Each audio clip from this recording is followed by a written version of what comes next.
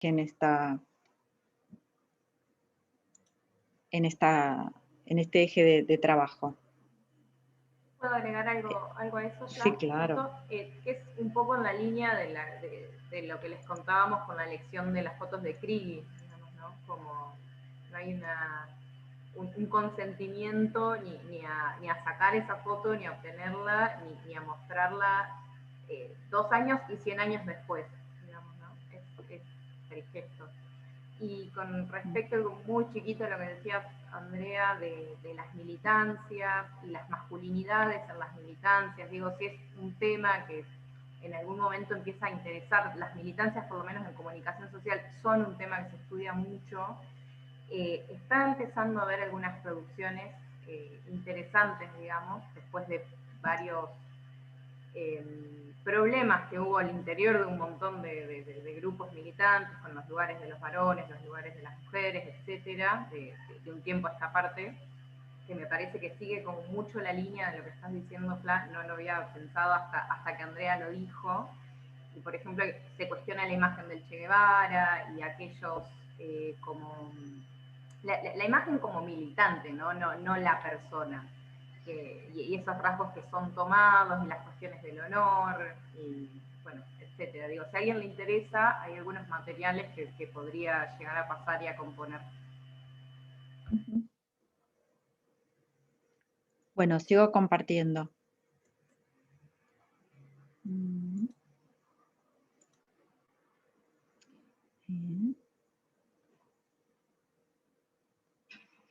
Este testimonio es de Silvia Labairú. De nuevo, es un testimonio que salió publicado en un artículo en página 12, es bastante reciente, es de este año, en donde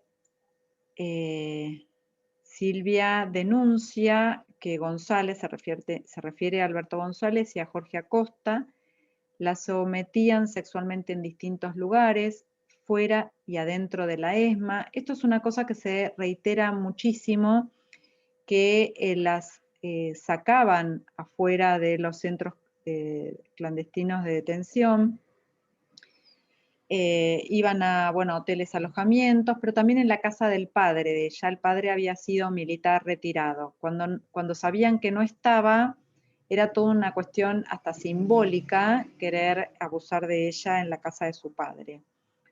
Uno tenía la idea de que si salía de ahí iba a contar todo eso, y fue lo que ocurrió mayoritariamente. Algunos sobrevivientes tomaron más o menos tiempo en declarar. De hecho, la mayoría de las mujeres violadas en la ESMA aún hoy siguen sin poder denunciarlo. El hecho de que no te torturaran en la violación no quita que fueran violaciones, porque te están obligando a hacer algo bajo secuestro y bajo amenaza de muerte. Eso no tiene otro nombre que violación, pero ha sido difícil de entender incluso para las propias secuestradas. Yo remarcaba esto último porque justamente para nosotros es una obviedad, pero al interior de los grupos de secuestradas y de militantes no era algo obvio, ¿no? Y de hecho sigue sin serlo.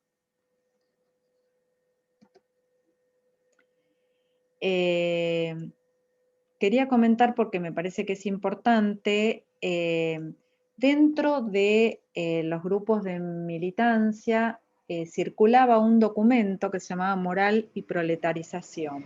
Digo, para entender no solamente las cuestiones sexuales, cómo estaban tan invisibilizadas, sino también las reglas morales determinadas dentro del partido. Había una concepción de familia tradicional, ¿no? Por supuesto, cuando hablamos de familia tradicional, se daba por sentado que las parejas eran parejas heterosexuales. En general, los varones, se asumía que los varones iban a asumir roles de conducción. Tanto mujeres como varones eran concebidos desde estereotipos tradicionales. La liberalidad sexual era juzgada y sentenciada, ¿no? Esto de putas y putos era algo que circulaba. También hay que contextualizarlo. Vuelvo a pensar vuelvo a remarcar una cosa, pensémoslo desde hoy, en ese momento predominaba la homofobia, en ese momento la homosexualidad estaba pensada en términos patológicos, en coincidencia con las nomenclaturas que ya lo hemos visto del DSM. Pero este documento, Moral y Proletarización, es importante que lo tengamos en cuenta. De nuevo, como decíamos antes, si eran patrones identitarios, no quiere decir que las personas se asemejaran a esos lineamientos pasivamente, sino que había resistencias, no todas las personas respondían del mismo modo, pero sí saber que había estos lineamientos y que funcionaban como un manuscrito, digamos, que regía de manera significativa. Testimonio 5. Esto de que además de militantes y proletarizadas éramos mujeres es una cosa que yo descubrí recién ahora. No es que antes yo no era mujer y ahora sí. No, yo siempre supe que no era lo mismo ser varón que ser mujer. Pero antes, en ese momento me parecía secundario. Vos me preguntás si en la concepción de la revolución de lo que iba a ser entraba la cuestión de la mujer, yo te tengo que decir no, nunca parecía eso. Te lo voy a resumir. Seremos como el Che, ¿me explico? Y este es el testimonio de una ex detenida desaparecida en el libro de Oberty, que no es Milagros, es otro.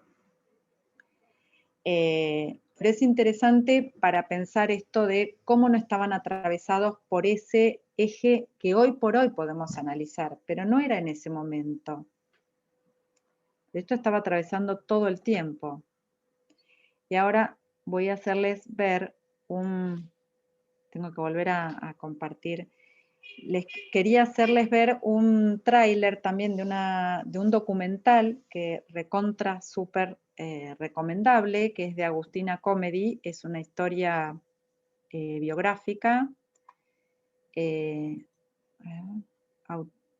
la historia de su papá. Esperen que voy allá, ya comparto.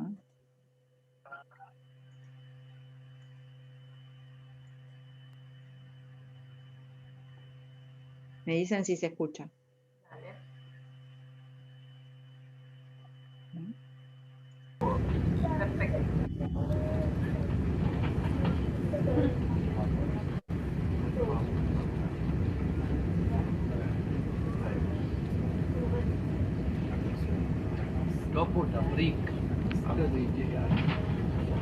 Perfecto. Mi papá filmaba todo el tiempo. Cuando nací se compró una Panasonic y cuando murió en un accidente en enero del 99 tenía la cámara en la mano.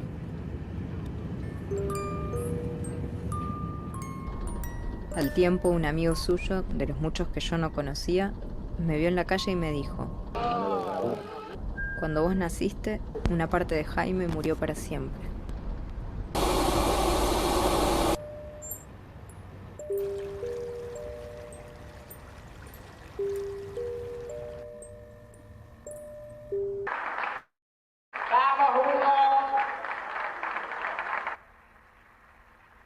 Él es Néstor, el de campera de jean, el obstetra, el testigo de casamiento de mis viejos, la pareja de Jaime por más de 11 años y después de eso su mejor amigo.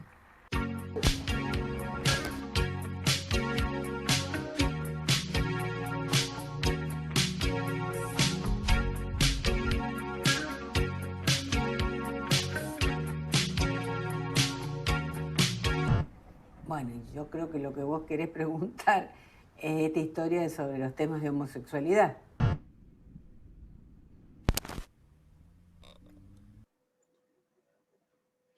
Bueno, contextúo, el documental está disponible en Cinear y se llama El silencio es un muerto que cae, y es la historia de su padre, un militante de izquierda, que bueno, ella se entera de toda la condición homosexual de su padre, luego, como ella dice azarosamente, a partir del relato del encuentro con un amigo de su padre, ¿no? Pero es interesante porque van a ver en este documental bastantes extractos de compañeros y compañeras de militancia de su padre, en la cual cuentan que no podían contar nada acerca de su homosexualidad y tenían que invisibilizarla porque eran condenados, de hecho eran mandados a tratamiento, ¿no? A tratamiento por salud mental, digamos, ¿no? Por su condición homosexual. Esto lo van a ver después. Vuelvo a compartir y a seguir con el... Ahí está. Igual la referencia la tienen en el PowerPoint.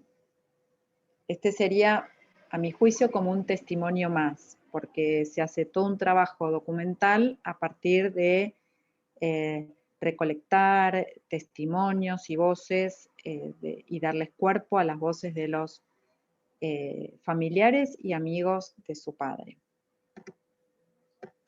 Uy, se trabó, esperen que...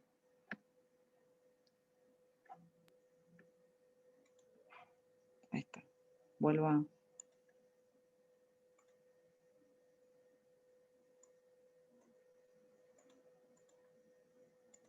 Ahí está.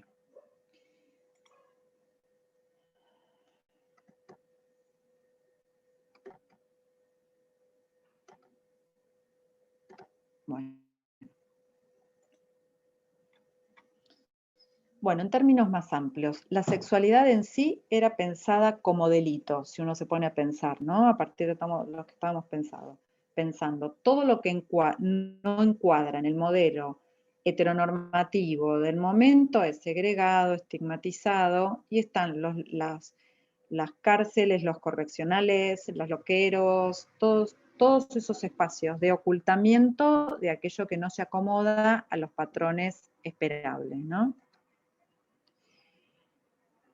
Testimonio 7. Acá está Anna Svensson, que es una mujer también militante, ¿no? La combinación de otro testimonio más. Esta es una investigación que hace Alejandra Slutsky, que es la hija de Anna Svensson. Esta investigación está basada tanto en la recolección de los datos de la historia clínica del Moyano, como en los documentos recolectados del Archivo de Dirección de Inteligencia de la Policía de la Provincia de Buenos Aires. Ana, bueno, era militante, montonera, liberal en el plano sexual, con ciertos tramos de bisexualidad. Justamente no tenía la descripción que hace su hija, es que no tenía ataduras en ese sentido, ¿no? En el plano sexual, muy vinculada al mundo del arte, pero deja todo ese mundo artístico por la militancia. Primero sus propios compañeros de militancia la tratan de loca, un poco loca, como decías vos antes de lo de puta, ¿no? Loca con este entrecruzamiento entre su liberalidad sexual y luego aparentemente se descompensa, entra en el Moyano, ella, bueno, tenía fantasías persecutorias, se descompensa y entra en el Moyano. No queda muy claro cuál fue la causa de la internación, pero en todo un contexto en donde toda esta liberalidad sexual, toda la situación de contexto persecutorio también que había en ese momento, termina internada, y la investigación que hace Alejandra, su hija, empieza a encontrar que en el Moyano había otras causas, otras locas, entre comillas, como Susana, Beatriz, Cristela, Estela, Irene y Silvia, que habían terminado en el Moyano cuando no estaban esclarecidos los motivos por los cuales estaban internadas, ¿no? Pero me parecía que era otro testimonio más para rescatar.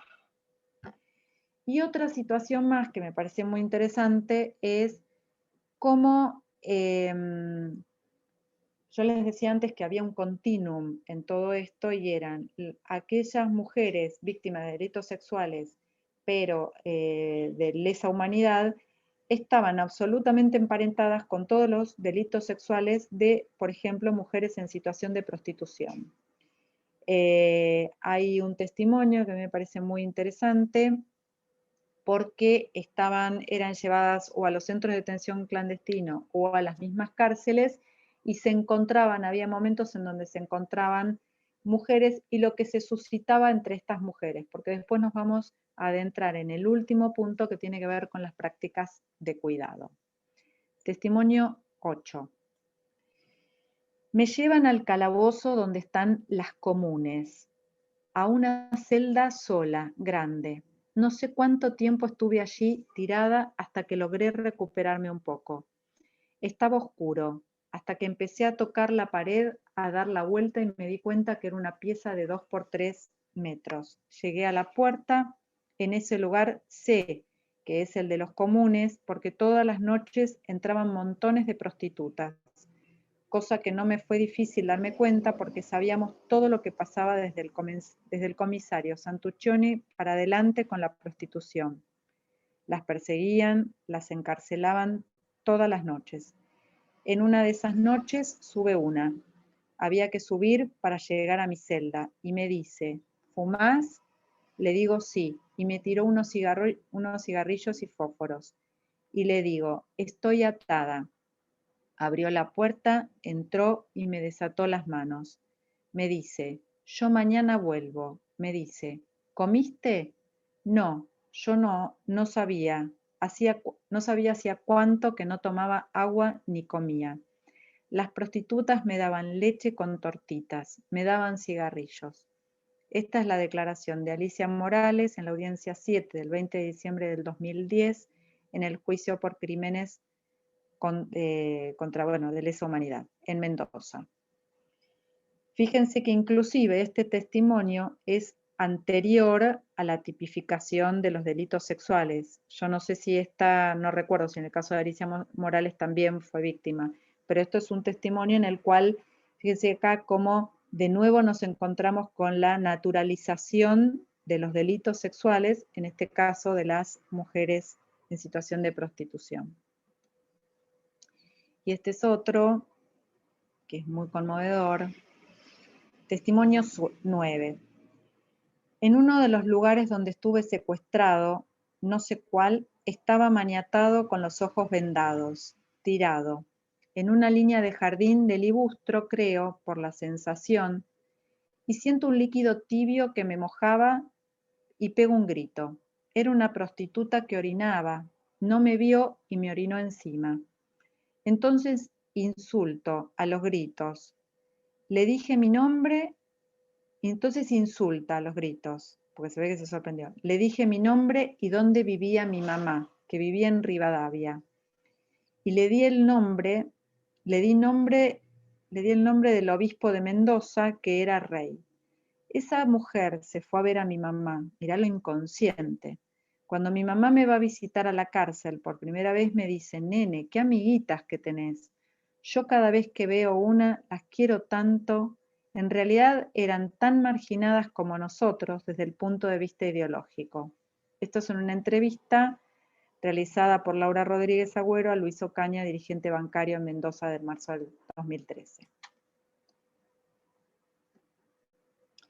Bueno, una de las cosas que se empieza a desprender de estos últimos testimonios y que vamos a ver un poco más es el tema del cuidado. A mí me parecía muy interesante una conceptualización, una idea de Ulloa, que es el que habla siempre sobre el tema de la institución de la ternura, que dice que la ternura es la forma más modesta del amor, el abrigo frente a los rigores de la intemperie y el alimento frente a los del hambre y fundamentalmente buen trato, como escudo protector ante las violencias inevitables del vivir. Fíjense ustedes cómo en situaciones y aún en aquellas personas, aún cuando, hago un salto, aún cuando los patrones más habituales a los que nos somete el capitalismo tienen que ver con la individualidad y el sálvese quien pueda, en personas absolutamente sojuzgadas y victimizadas una y otra vez, se salen de esa individualidad y empiezan a generar condiciones de cuidado con el otro, ¿no? Situaciones de cuidado con el otro. Entonces me parecía y nos parecía importante poder pensar que frente a la violencia y al predominio de la violencia, el cuidado del otro aparece como un acto de resistencia. Si bien el mandato de los represores era que los secuestrados no les importaran las otras personas, yo les decía antes, querían generar quiebres, querían generar rupturas, fomentaban que no hubiera empatía ni lazos de solidaridad, una de las cosas que nosotros empezamos a ver, así como yo les relataba antes, la situación o la descripción de las mujeres en situación de prostitución, también nos encontramos con que se generaban vínculos de cuidado entre las propias detenidas y puntualmente, así como antes también, que fue el testimonio 1, yo les traía el testimonio de Sara Solar de Osatinsky, que en ese sentido fue un relato emblemático. Hay una nota a la cual ustedes pueden acceder como parte del práctico, que es una nota que sacó el cohete a la luna. Sacaron varias notas, últimamente en ocasión de su muerte, que fue hace relativamente poco, pero en donde muchas personas escriben la figura amorosa y cariñosa de Sara, que participó de varios partos en la ESMA. Entonces, quería traer un destacado sobre Sara Solar de Osatinsky. Si hay una imagen de amor compañere que nos aliviaba el dolor, era la de Kika, aludiendo a Sara Solar de Osatinsky. Ella recordaba datos muy precisos, lo que quedó por escrito vale un montón y me permite reconstruir lo que le pasó a mi mamá. Este es el relato de Mariana Eva Pérez, hija de Patricia Roisenblit, nacida en cautiverio en la ESMA. Sara se refirió a ese parto. Sabía que lo iban a separar, que las iban a separar, y por lo menos estaba unida a su cuerpo todavía, a través de ese cordón umbilical y encima de su pecho. Fue una cosa que la guardo como una fotografía en la memoria. Un testimonio más. Sara contó un día, mientras la mantenían encadenada y encapuchada, sin poder ver, comenzó a hablar con una vecina, María Hilda Pérez de Donda, quien estaba embarazada. Hilda, como embarazada, tenía derecho a 2 frutas y me daba una, recordó. La ESMA era una especie de maternidad. Traían a mujeres secuestradas por otras fuerzas o en otras provincias a parir allí. Por ejemplo, Ana de Castro, secuestrada por el ejército, y a María del Carmen Moyano de Poblete, llevada desde Córdoba a parir a la ESMA. A partir de determinado momento, las embarazadas empezaron a compartir una pieza de paredes de cartón. Pasaban el día allí, sentadas sin la capucha y arreglaban alguna ropa. Planchaban o cosían. Ana de Castro fue la primera que les pidió a los marinos que dejaran a Sara estar con ella en el parto, que se realizó en el sótano contiguo a la sala de tortura. A Ana yo la tenía de la mano y le daba ánimo.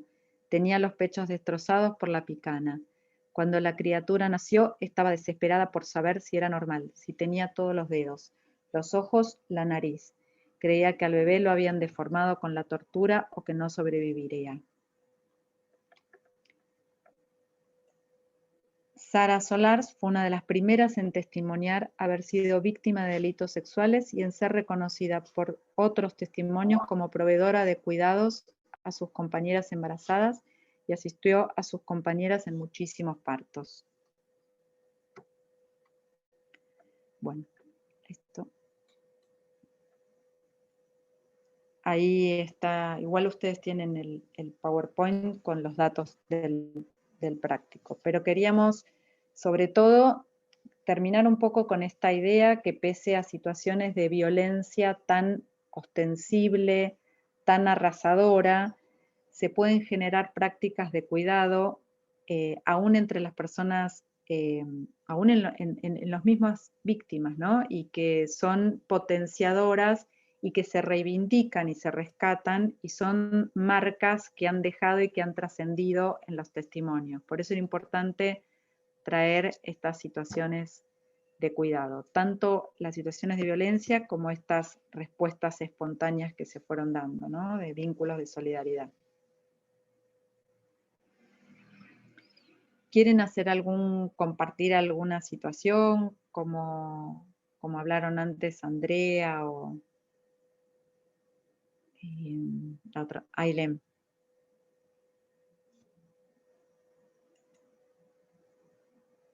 Acá había un comentario. Ah, sí.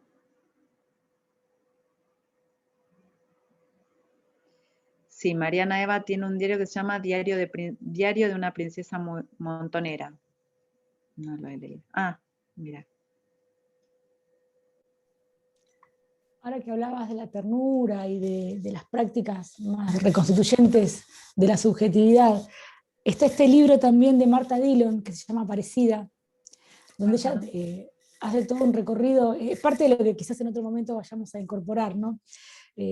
A partir de que encuentran algunos huesos de su mamá, hace toda una ceremonia y empieza a contar distintas cosas, y el libro es un collage muy, en términos de literatura, ¿no? Tiene un poco de todo, y si no me acuerdo mal, tiene una parte donde contaba que como parte de estas transgresiones de su mamá, también se incorporaba el hecho de que se cambiaban la ropa para no estar siempre vestidas igual, o que se la cambiaran entre ellas porque no tenían otra, o que organizaba para coser y reformular algunas pilchas, y así hacían esto, ¿no? De ir cambiando las ropas, porque la mamá tenía toda una cuestión estética que siempre reivindica.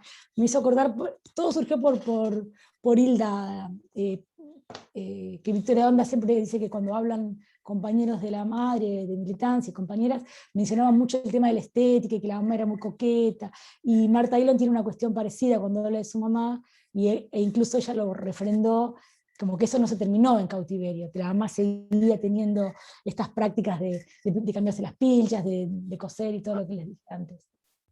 Nada, eso me hizo acordar y lo traje en ese momento. Quizás abriría como otra dimensión, pero por lo que decís, Euge, tengo una compañera en la maestría que trabaja lo que fueron las prácticas vestimentales en contexto no encierro, sino de detención, digamos, en plena dictadura. Sí, en cautiverio. En cautiverio, y me parece que empieza como por este caso y tiene que ver como con el uso de la ropa y tendría que poder desarrollarlo bien, digamos, pero digo, hasta ahí también llega la vacancia de la pregunta, la actualidad, la resistencia, de alguna forma.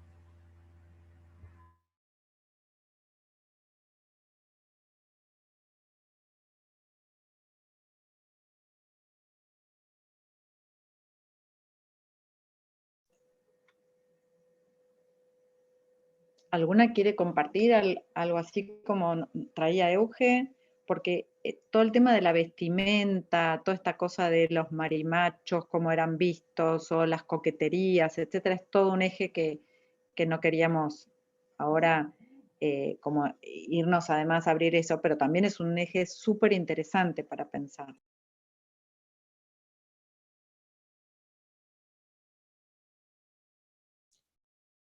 Yo simplemente recomendarles que vean, si tienen interés, El silencio es un cuerpo que cae.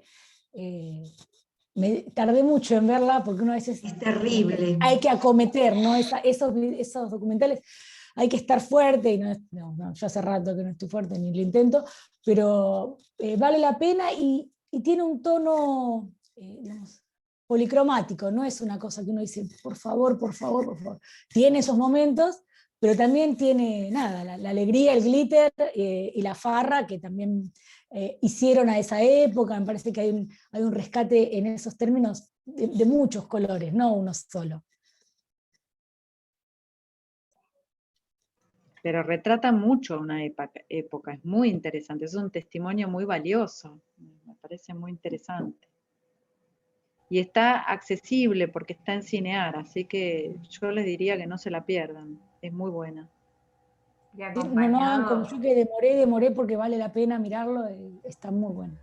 Sí, sí, sí. Y esto La que decía música. Flavia, ¿no? El lenguaje que ella utiliza, que es a partir de esos VHS un poco rayados, que bueno, ustedes son jóvenes, pero en la época del VHS tenía esa cosa, ¿no? Que si estaban en ETCC o PAL, había cosas que eran irremontables, había defectos de imagen que eran irremontables, y ella lo recupera desde ahí, incluso hay calidades que no puede mejorar, pero las pone como está en el tráiler, ¿no? Bien marcado. Y también me parece que los testimonios de los compañeros y las compañeras son imprescindibles. En todo, porque lo que tiene Jaime es que conjugaba una vida de militancia, una actividad con otras, digamos, con otras características, pero es muy interesante. Bueno, no sé, a mí me parece que valió la pena hacer este primer paneo, vamos a ir cambiando las temáticas, pero me parece que es un acierto poder traer esto, y quiero felicitar especialmente a Flavia por el monumental trabajo que tomó de compaginar y componer testimonios, materiales, lenguajes. Nada, yo no tengo más que decir. Sí, muy buena. Creo que estamos un poco impactadas, ¿no? Y los testimonios son muy potentes, muy potentes. Y nada, las aperturas que hizo Flavia, fantásticas, sí. Esto del cuidado, el silencio y digamos, lo tarde que se tipifica como delito, eso es altamente impactante. El desfasaje de 20 años entre, digamos, del 85, 83, 85 hasta 2013, eso es altamente impactante. Eso es uno de los puntos más, uno de los puntos críticos, me parece, para poder pensar y pensar críticamente cómo revisamos y cómo estamos haciendo nuestro análisis desde las categorías del presente, ¿no? Eso también que planteaba Flavia me parece que también son claves de aproximación, me parece interesantes y para pensar.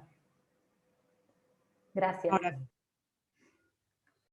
¿cómo cuesta como deconstruir todo eso? Porque desde las primeras juicios en el 85, 86 hasta el 2013 es una naturalización que nos atraviesa todas las capas, digamos, ¿no? Me refiero desde los jueces, los testimoniantes, los profesionales, o sea, todas Yo no capas me de... acuerdo, Flavi, cuando conversábamos acerca de los materiales, creo que había uno que se llamaba "Y además me violaron".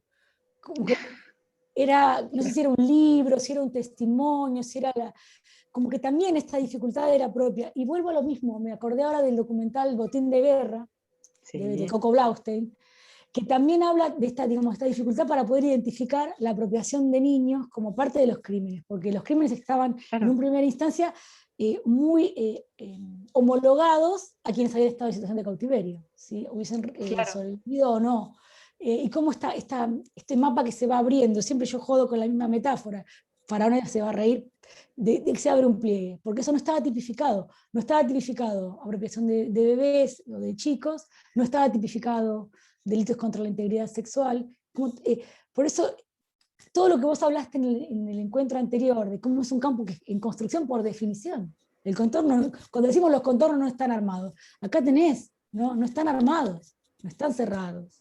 Bueno, cuando Laura Bonaparte empieza a investigar, porque se había pensado en los efectos del terrorismo de Estado en adultos, pero no se había pensado en los niños, porque bueno, son más niños, entonces se acuerdan menos, o vaya a saber qué cuestiones uno tiene incorporadas o naturalizadas, digo, ahí también se abrió otro campo, ¿no? Totalmente. Sí, creo que era en Botín de Guerra que hay un testimonio de uno de los nietos restituidos que recuerda el momento en que secuestran a sus padres y no tenía más de 6 meses, y se acuerda hasta la ropa que tenía puesto el padre. No tenía más de 6 meses de edad, digamos. Creo que era en el documental de Coco Blaustein, pero puede ser en otro. Como digo, frente a estas imágenes adultocéntricas, podemos decir con palabras de ahora, de que los chicos no se acuerdan, ¿no? De que los chicos no se acuerdan. Silvia Bleichmar dice que puede aparecer todo ese tipo de cosas. Silvia Bleichmar es una psicoanalista argentina extraordinaria, lamentablemente fallecida, pero bueno, por suerte dejó un montón de material de producción escrita, que habla de los signos de percepción que aparecen en los niños absolutamente inconscientes y que reaparecen como en estado bruto, digamos, que son esos recuerdos de hace tan primarios, ¿no? Perdón. Sí.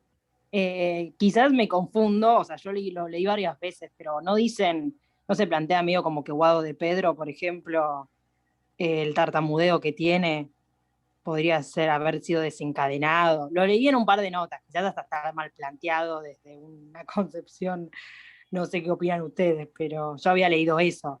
Perdón, ¿quieren que volvamos 2 minutos Dale. más? Ya que... Sí, sí, sí. Dele, Perfecto. corto y volvemos.